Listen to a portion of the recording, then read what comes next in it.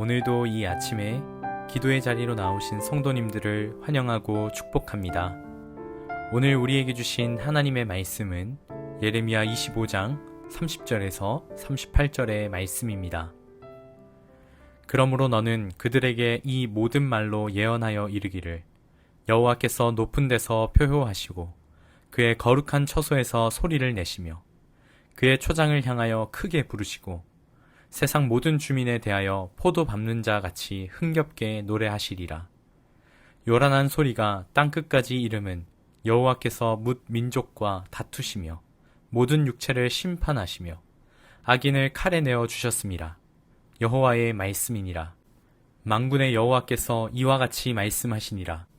보라, 재앙이 나서 나라에서 나라에 미칠 것이며 큰 바람이 땅끝에서 일어날 것이라.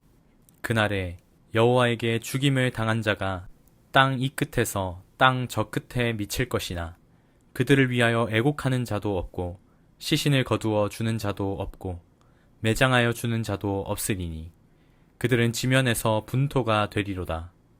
너희 목자들아 외쳐 애곡하라. 너희 양떼의 인도자들아 잿더미에서 뒹굴라. 이는 너희가 도살당할 날과 흩음을 당할 기한이 찼음인즉 너희가 귀한 그릇이 떨어짐같이 될 것이라. 목자들은 도망할 수 없겠고 양떼의 인도자들은 도주할 수 없으리로다. 목자들이 부르짖는 소리와 양떼의 인도자들이 애곡하는 소리여 여호와가 그들의 초장을 황폐하게 함이로다. 평화로운 목장들이 여호와의 진노하시는 열기 앞에서 적막하게 되리라. 그가 젊은 사자같이 그 굴에서 나오셨으니 그 호통치는 분의 분노와 그의 극렬한 진노로 말미암아 그들의 땅이 폐허가 되리로다 하시니라. 아멘. 하나님께서는 오늘 심판의 소리를 내십니다. 마치 핵이 폭발하듯 하나님께서 표효하시는 심판의 소리는 세상의 그 어떤 것도 피할 수 없고 그 앞에 당할 자가 없음을 보여줍니다.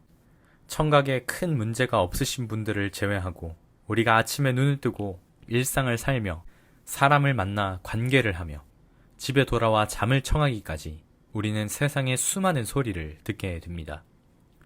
성경에서는 특별히 선지서들에 나타나는 두 종류의 소리가 있습니다. 하나는 세상의 소리, 그리고 하나님의 소리입니다. 하나님의 소리를 보면 요엘서 3장 14절에 보면 사람이 많으며 심판의 골짜기에 사람이 많으며 심판의 골짜기에 여호와의 날이 가까움이로다 라고 말합니다. 세상의 소리 가운데에는 사람과 사람 사이의 말이 끊임없이 오가기 때문에 시끌시끌하고 혼란하고 혼돈하다고 표현합니다. 각자 자기만의 주장들이 있고 자기만의 신들이 있기 때문에 자신이 믿는 말을 언제나 그것을 진리로 살아가며 사람들은 살아가기 때문입니다. 사람들이 많이 모여 있어 다양한 말이 오가고 때로는 좋은 것들이 등장하곤 하지만 하나님 앞에 나아가지 않는 죄인된 인간들이 모이기 때문에 그들이 내는 소리는 선하고 아름다운 것이 아니라 혼란스럽고 때로는 아무런 기준이 없어지고 하나님의 백성이라면 받아들일 수 없는 삶의 방식들을 쏟아내는 소리라고 이야기할 수 있습니다. 그리고 그 소리가 큰 만큼 어마어마한 영향력을 지니고 있는 것입니다. 그래서 하나님의 소리를 듣지 못하고 유혹에 넘어간 사람들은 세상의 소리에 귀를 기울이기 시작합니다. 세상이 말하고 소리치는 기준들, 방식들이 점차 들려지며 그것을 따라가게 되는 것입니다. 이것은 믿는 자 안에서도 나타날 수 있는 일입니다. 교회를 다닌다고 하지만 세상의 기준, 돈이나 명예나 세상이 말하고 있는 진리들에 압도되어 살아가는 사람들도 있고 그러한 시선으로 교회를 바라보고 성도를 바라보고 세상을 바라보는 잘못된 안경을 쓸 때도 있습니다. 그리고 오늘 말씀에서처럼 하나님의 소리가 있습니다. 세상의 소리가 아무리 큰들 하나님의 소리에 비견될 수가 없습니다. 하나님은 심판의 날에 표효하시고 처소에서 소리를 내시고 초장을 향하여 크게 부르시고 흥겹게 노래하십니다. 하나님께서는 하나님의 백성들 뿐만 아니라 모든 사람들이 들을 수 있는 명백히 크게 들리는 소리로 말씀하십니다. 그리고 하나님께서 말씀하시는 장소는 매우 특별합니다. 하나님은 높은 곳에서 표효하시고 거룩한 처소에서 소리를 내십니다. 그리고 하나님께서 표효하시는 진노의 소리는 30일절에 보는 것처럼 땅끝에까지 이르게 됩니다. 높고 거룩한 곳과 대비되는 이 땅끝은 사람의 소리들과 세상의 소리가 울려 퍼지던 곳입니다. 하나님께서 소리치신 것이 임하는 곳의 결말은 33절에처럼 잠잠하여집니다.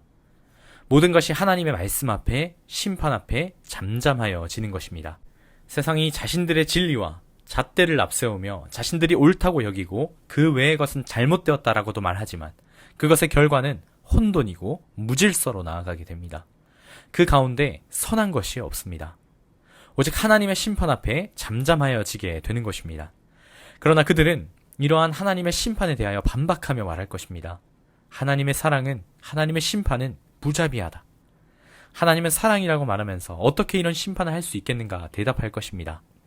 그러나 하나님께서는 누구나 볼 수 있게 표현하시며 심판의 일을 하시는 이유는 하나님이 하시고 계시는 것이 현재보다 더 낫기 때문에 그 일을 행하시는 것이기 때문입니다. 우리는 그럴듯한 세상의 소리에 자꾸만 속습니다. 때로는 스스로 지혜 있다고만 여기지만 평안하다, 평안하다 말하는 그들의 소리를 듣고 싶어하고 그들의 말이 진실로 내 삶에 이루어지기를 오히려 더 원할 때가 있습니다. 그것이 너무나 매력적이게 들리고 그럴듯해 보이기 때문입니다. 그러나 그것은 진정 우리를 위한 길이 아닌 것입니다. 하나님은 죄에 대해 심판하실 때 포도를 밟는 자처럼 흥겹게 노래하십니다. 이것은 자칫 하나님이 사이코패스적이거나 우리의 고통을 즐겨하시면서 노래를 부르시는 것으로 오해해서는 안 됩니다. 포도를 일구시는 것도 하나님이신데 하나님께서 자신이 지으신 것을 파괴하시면서 웃을 이유가 있겠습니까? 하나님께서 심판 가운데 즐겨 하시는 것은 심판 이후에 있을 하나님께서 열어가실 선한 것들로서 즐거워 하시는 것입니다. 하나님께서 심판을 행하심으로써 나타나게 될 결과가 보다 값진 것을 얻을 수 있기 때문에 하나님께서는 그 일을 행하시면서 즐거워 하실 수 있는 것입니다. 죄의 심판은 괴로울 수 있으나 심판이 없는 것은 결코 우리에게 좋은 것이 아닙니다. 심판이 있기 때문에 하나님의 새롭게 하심을 경험할 수 있는 것입니다. 그리고 두 번째로 34절부터 백성을 이끄는 지도자들에 대한 심판에 대해서 선고하십니다. 지도자들을 향하여 하나님께서는 통곡하고 부르짖으라 라고 말씀하고 계십니다. 지도자는 누군가 특별히 강조하지 않아도 중요한 것을 우리 모두가 다 알 것입니다. 지도자는 특별합니다. 보통 사람들보다 더 강한 영향력을 가지고 있기에 행동과 말과 정서 모든 부분에서 무게가 결코 같다고 이야기할 수 없습니다. 더욱이 하나님께서 특별히 리더의 자리에 세우신 분들이 많이 있을 것입니다. 우리 교회 안에서는 순장이나 교사나 혹은 가르치는 자나 부모나 하나님께서 특별히 특별한 자리에 세우신 사람들이 있을 것입니다. 그 한 사람 한 사람은 그 자리에서의 하나님께서 우리에게 맡기신 책임과 사명이 있는 것입니다. 이스라엘 백성들의 지도자들은 자신의 백성들의 삶은 안중에도 없고 자신의 배만 채우는 삶을 살았습니다. 그 악영향은 공직자들을 넘어서 일반 백성에게까지 흘러갔던 것이죠.